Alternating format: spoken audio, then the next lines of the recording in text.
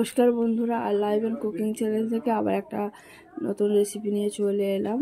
আজকের জানো তো এখন শীতকাল, ওলকপি উঠেছে, বিনস, আলু আর টমেটো দিয়ে পোনা মাছের ঝোল করো। এখানে রুই মাছ আছে, মাছগুলোকে আমি নুন আর হলুদ মাখিয়ে রেখেছিলাম। দেখো, এবার আমি এই মাছগুলোকে ভেজে নেব। কড়াটা গরম হয়ে গেছে, আমি তেল দিয়ে দিচ্ছি।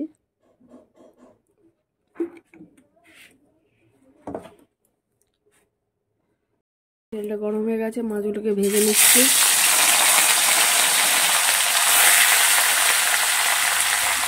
এখানে আমি রুই মাছের দাগাগুলোকেই ব্যবহার করবো। মাছগুলোকে আমি খুব ভালো করে ভেজে নেবো। মাছগুলোকে উল্টে দিচ্ছি।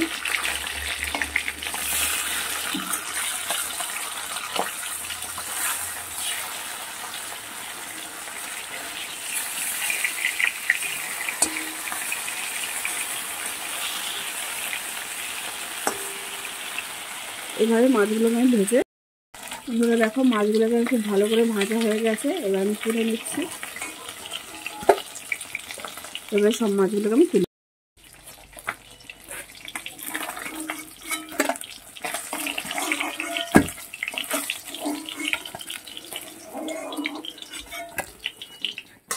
দেখো বন্ধুরা মাছগুলোকে তুলে নিয়েছি। এবার যে তেলটা আছে ওই তেলেই আমি রান্না করব। বেশি তেলের আমার প্রয়োজন নেই, ঝোল রান্না করতে বেশি তেলের দরকার হয় না। এবার দেখো 5 ফোড়ন আমি দিয়ে দিচ্ছি। বন্ধুরা এবার আমি আলু কেটে রেখেছিলাম, সেগুলোকে দিয়ে দিচ্ছি। এবার আমি দুটো মাঝারি সাইজের আলু কেটেছিলাম, দিয়ে আলুগুলোকে একটু লাল লাল করে ভেজে নেব।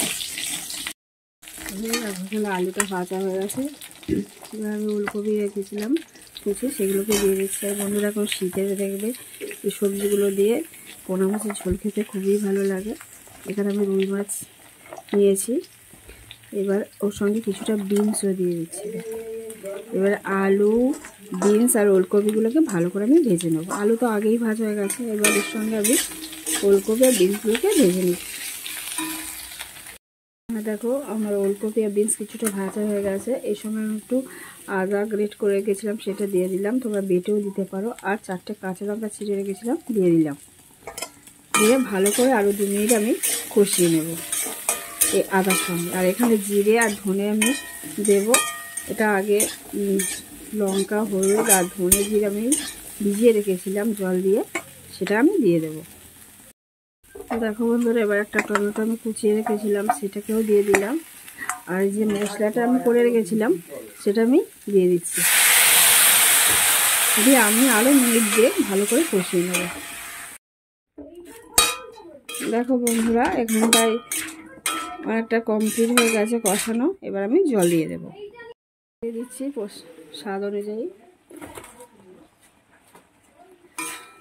দিয়ে আরও আমি মিনিটখানে কষিয়ে নেবো, নিয়ে আমি জল দিয়ে দেবো।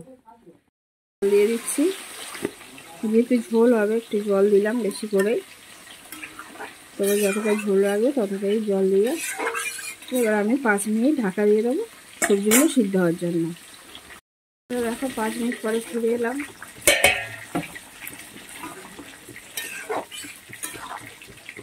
যে ওলকপিটা অনেক সিদ্ধ হয়ে গেছে, আলু অনেক সিদ্ধ হয়ে গেছে। এবার আমি মাছগুলোকে দিয়ে দিচ্ছি।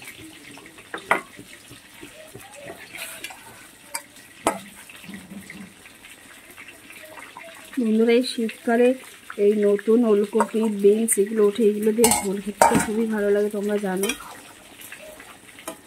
আর আমি 2 মিনিট ফুটিয়ে দিলে আমার সবজিগুলো সিদ্ধ হয়ে যাবে।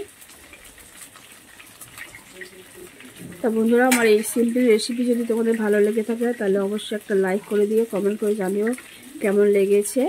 আর যারা নতুন বন্ধু আছো, প্রথম দেখছো আমার চ্যানেল, তাহলে তারা অবশ্যই আমাকে সাবস্ক্রাইব করে পাশে থেকো, যাতে আমার চ্যানেল এগিয়ে যায়।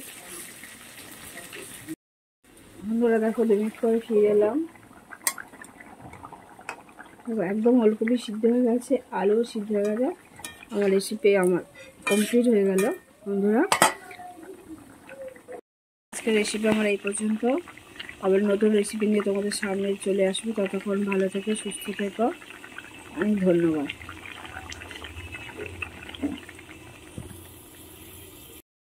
বন্ধুরা তোমাদের কাছে অনুরোধ একান্ত, আর ভিডিওগুলো তোমরা পুরো দেখো প্লিজ, আর কমেন্ট করে জানিও কেমন হয়েছে।